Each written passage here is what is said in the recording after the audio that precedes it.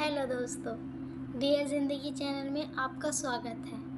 आज हम इतिहास के एक अभिनेता महान विभूति के विषय में चर्चा करेंगे। उनके जीवन की एक छोटी सी कहानी, दांडी मार्च।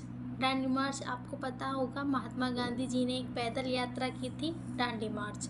यह बात है 1930 की।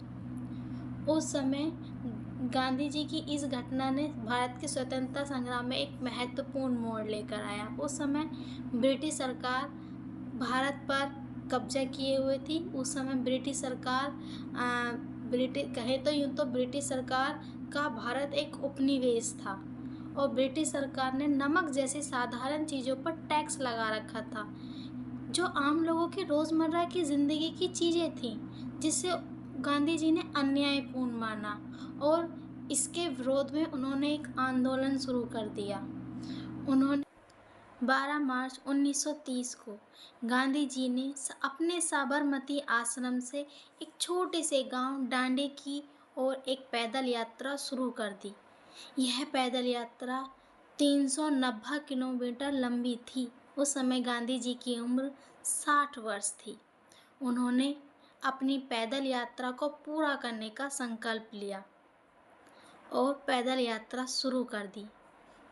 वो धीरे धीरे चलते गए, लोग उनसे जुड़ते गए, उन्होंने लोगों को संबोधित किया और यह एक पैदल यात्रा जन आंदोलन में बदल गई। उन्होंने लोगों को बताया कैसे सत्य और अहिंसा के मार्ग पर चलकर हम इस ब्रिटिश शासन के खिलाफ एकजुट होकर विरोध कर सकते हैं, कैसे एकजुट होकर हम इनके अत्याचारों से मुक्त हो सकते हैं। यह यात्रा 390 किलोमीटर लंबी थी और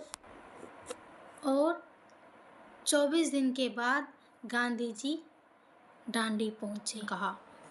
उन्होंने एक मुट्ठी नमक उठाकर ब्रिटिश कानून का उल्लंघन किया और उन्होंने यह संदेश दिया कि जो चीज़ें हमें प्राकृतिक ने मुफ्त में दे रखी है, उस पर कोई भी सरकार टैक्स नहीं लगा सकती।